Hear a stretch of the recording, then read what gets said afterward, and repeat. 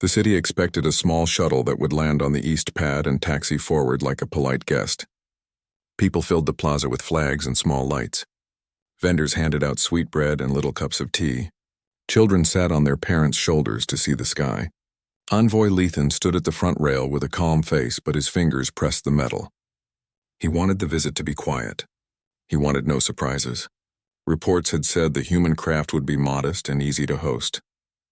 He told himself to breathe and to trust the plan. Then the shadow arrived. At first it was a soft dimming like a cloud sliding across the sun. But there were no clouds that day. The sky was a bright, clean blue. Eyes turned upward. A shape grew larger, very slow and very smooth until it filled half the sky. No roar, no harsh wind. Only a deep, kind hum, as if the air itself was singing a single safe note. Windows caught the light and sent it down the streets in thin silver lines. Archivist Rua, the youngest historian on the platform, forgot to take notes. He simply stared. The ship was not a shuttle. It was huge and elegant, with curves like a river stone and panels that glowed in quiet patterns. On its sides, lines of light formed words in many scripts. Welcome, peace, transparency. We are here to help. The crowd whispered. Some reached for each other's hands. The plaza felt like a held breath. Lethan's comm bead clicked. A voice spoke warm and clear. Good morning, friends. This is Captain Aya Noor of the human vessel Dawn Shielder. Our approach is slow to keep the air gentle. We are opening our sensors to your public channel so everyone can see our systems. Nothing is hidden. We come with respect. Technicians on the city towers nodded to each other as new feeds appeared on their displays. Reactor levels, air thrusters, cargo temperatures, medical bay readiness. All open, all readable. A wave of relief moved through the staff. If this was a threat, it was a very strange one. Yet Lethan still watched the size of that ship and felt worry in his chest. He lifted the comm. Captain Aya Noor, our reception was prepared for a shuttle. Your ship is very large. Understood, Envoy, Aya replied. Her tone was calm, like a teacher guiding a class. The name for our ship may also worry you. In your files, it is called a warship. For us, that word means something different than you may think. Our design goal is to end fear. Our largest arrays are not for harm. They are shields, hospitals, kitchens, schools, and shelters that can open in minutes. We ask your permission to show this openly. Lethan looked at the counselors. He saw question in their eyes, but also curiosity. The plaza screens now showed inside the ship. Broad halls with plants, wide bays with neat tools, bright clinics with soft beds. He gave a small nod to the sky. You may proceed, Captain. High above, petals of hull began to part. The motion was careful, like hands opening. The crowd did not step back. They leaned forward. Inside the great ship were terraces of green. Small trees grew in ring gardens with flowing water. There were walkways where people in light uniforms waved and smiled. In one section, a group of children were in a classroom, their seats arranged in a curve so they could see both their teacher and the sky beyond. They waved too. The city children waved back. For a moment, the plaza was only hands and laughter. Rua found his voice. Captain Aya, is this display only for our welcome? It is our normal day, Aya said. We keep gardens to stay balanced. We keep classrooms to stay wise. We keep clinics to stay kind. These are our main tools. Chief Engineer Moss joined the channel. His voice had a sunny rhythm. Good to meet you all. If anyone has a question about any system, please ask. We can route the manuals to your public library. A small tremble ran through the plaza lights. It was so slight that many did not notice, but Moss did. Envoy Lethan, I see a small fluctuation in your east grid. It is safe, but close to a threshold. May we assist with a gentle stabilizer? It is non-invasive. We broadcast a clean phase that helps your grid rest. Lethan hesitated, then said, If it is harmless and you will share the method, yes. Sharing now, Moss said. A map appeared on the plaza screens. The crowd saw a faint mesh settle over the city like a soft net. It did not glow or crackle. It simply was there, quiet and steady. The plaza lamps stopped flickering. Distant factory lines on the monitor straightened into neat bars. A cheer rose, not wild but grateful. Vendors tapped their carts in a happy rhythm. Rua scribbled in a hurry. They lead with care. A counselor near Lethan whispered, If this ship is built for peace, why use the term warship at all? Aya answered before Lethan could. Humans remember hard times. We gave the ship a name that reminds us of responsibility. Power must always hold itself. Names can be promises. Ours is to shield. The plaza speakers chimed. A new signal overrode the music. The city's external alert icons turned a cool amber, not red. A station on the near moon was reporting structural strain. The monitors showed a habitat ring slowing its spin. Small pieces of dust tapped its hull. The station's crew sent a polite request for a tow and a technician team. The normal response would be a fast shuttle from the capital. The shuttle would take 40 minutes to fuel, then 40 minutes more to arrive. Captain Aya spoke softly. "Envoy, may we help? We can move without heavy wake. We will share every step of the procedure on your public channels. We will not take charge. We will work with your engineers. We will record every action so your students can review it." Lethan looked at the sky and then at the people. He saw worry but also hope. "You will not use force?" "No force," Aya said. "Only support," Lethan nodded. "Go." The ship shifted. It did not blast away. It turned as a dancer turns, with balance and grace. Dust on the rooftops barely moved. People felt the same safe hum, now angled toward the moon. The plaza screens followed the ship as it lifted. Thin clouds formed behind it like soft breath on glass. Rua ran beside the moving camera drone, trying to keep everything in frame. "Captain, why show all the steps? Many crews hide their methods. They say it protects their skill." Aya answered, "If the goal is to end fear, knowledge must be shared. We are proud when others can do what we can do. Then there is more help in the sky, not just one ship." On the climb, the humans opened more panels.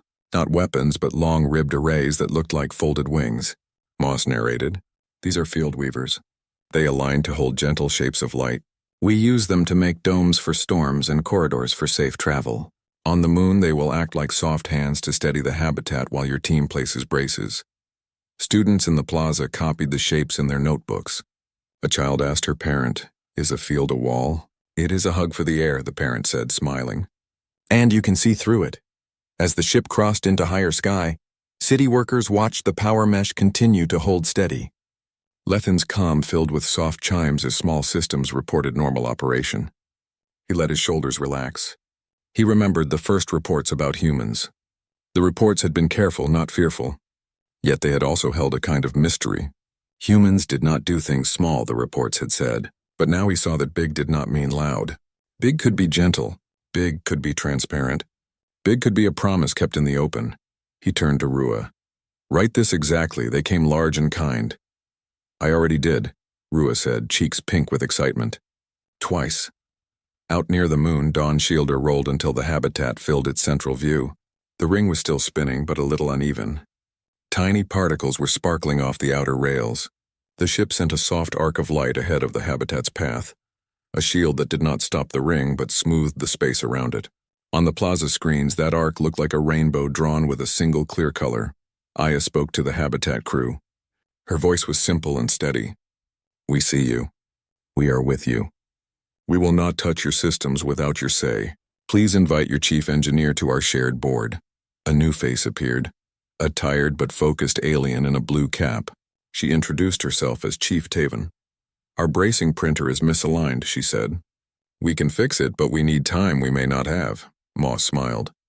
"We can give you that time. We'll shape a corridor of calm around your ring like a safe lane. Your team remains in charge. If you agree, we will project our experience and let your people choose each step." "Agreed," Taven said. "Let my apprentices see your metrics. They are smart. They will learn fast." Back on the plaza, a ripple of delight spread when the apprentices' names popped up on the public feed. Schoolchildren pointed. "She is my cousin," one shouted. Laughter rose again, light and proud. Dawn Shielder lowered a gentle lattice around the habitat, aligned to its movement. Numbers appeared on the screens in soft colors. Angle, drift, brace load, beam frequency, crew heart rates, only with consent clearly marked. The flow felt like a class and a rescue at the same time, even though no one was calling it a rescue. Taven's apprentices proposed a small change to the print angle. Moss clapped once in joy. "Brilliant," he said. "That will keep the brace from sticking." Rua wrote faster than he had ever written. He made little drawings of the lattice and the ring and the corridor of calm. He also wrote notes about the way the human captain said please and thank you, even in the middle of careful work. It mattered, he thought. Kindness was a tool too. On the ground, Lethan stood away from the crowd for a moment. He looked at the open city, the quiet screens, the bright sky path where the giant ship had gone. He thought of the word. Dawn Shielder reached the moon with the same quiet grace it had shown over the city. The habitat ring turned slowly like a careful dancer. It was not broken, only tired. A soft arc of light waited ahead of it, the corridor of calm that the big ship shaped from quiet fields. Numbers flowed across the public screens in the plaza and in classrooms across the capital. Everyone could see the plan, and everyone could learn from it. Captain Aya Noor spoke to Chief Tavin on the shared channel. Her voice was steady and kind. "We are here, Chief. We match your turn rate. Your team is in charge. Tell us what you want us to do." Chief Tavin took a breath that the microphones caught. It sounded like a long wave sliding up a beach. "Thank you, Captain. We want to place 4 light braces at equal points on the ring. Our printer can do it if we keep the frame still. Please hold that calm corridor while we align the first print head." "Understood," Aya said. "Moss will keep the field smooth. If any step seems slow, that is on purpose. Slow is safe." Chief Engineer Moss added a cheerful note. "Apprentices Kiro and Vesa, your changes to the print angle are on our board." "Great thinking. We can see your hands shaking a little. That is normal. Just breathe in for 4 counts, out for 4. You are doing well." In the city plaza, the crowd smiled at the mention of the apprentices. Parents squeezed children's shoulders. Teachers pointed at the screen and whispered, "See? Everyone starts as a learner."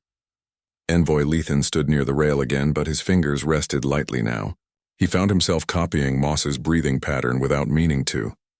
The first brace began to grow from the printer like a silver vine, one careful line at a time.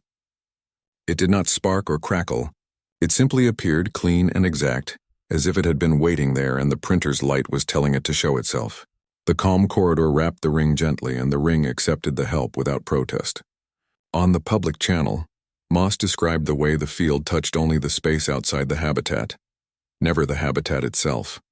"Think of it as a friendly breeze that always blows in the direction you need," he said. Halfway through the first brace, a tiny sensor on the ring reported a change. It was not danger. It was a question. The metal was a touch warmer than expected, no more than a cup of tea on a cool morning. Chief Tavin's voice stayed calm. "Pause the print for 3 breaths," she said. "Let the temperature settle." 3 breaths later, the numbers returned to normal. Vesa exhaled audibly, then giggled at herself. "Sorry," she said into the channel, and the plaza laughed softly with her. Aya answered, "No need to be sorry. Care is not a mistake. Care is the work." The first brace finished with a small tone, bright and friendly, like a chime that marks the start of a class. Rua on the city platform wrote, "First brace placed, class bell sound, spirits high." He drew the brace as a simple line and added a note. Light, not heavy. Strength in shape, not in size. The second and third braces went on even faster, but no one rushed. Each step was announced. Each pause was explained. When a printhead balked, Moss invited Kiro to choose between 2 simple fixes. Kiro picked the gentler one. It worked. The plaza clapped, and the sound bounced off the old stone buildings, making a soft echo like a polite reminder that history was listening too.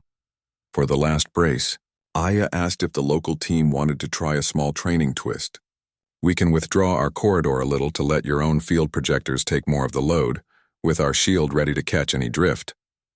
It will be like practicing with a net under the rope." Chief Tavan thought for a moment, then said, "Do it. If we can keep the ring steady with our own tools today, we will be stronger tomorrow." So the humans thinned their calm corridor by a careful degree. The habitat's projectors brightened, not as a show of power, but as a signal of steady work. Numbers held. The apprentices counted under their breath. The brace grew and locked to its neighbors with a soft click.